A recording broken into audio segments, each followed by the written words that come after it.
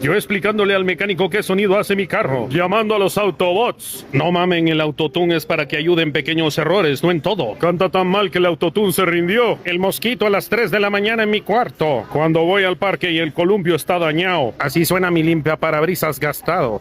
Así mismo hacía mi hermana haciendo una tarea con un amigo. Pelea de mudos. Cuando estoy caminando en Walmart y sale de la nada un nene down. Mi perro con ataques de asma. Anulo cualquier tipo de maldición. Yo haciéndole burla a mi primito que está llorando. Mi bicicleta cuando no quiero hacer ruido al frenar. Así suenan las cercas oxidadas en donde viven mis abuelos. Yo queriendo sacar flema de mi garganta. Pujando hasta la muerte. Un velociraptor apareándose. Calamardo en celo. Así hago yo cuando estoy estreñida. Ahora sí le dieron por el Anuel. Así hacía un señor que pedía dinero en el bus.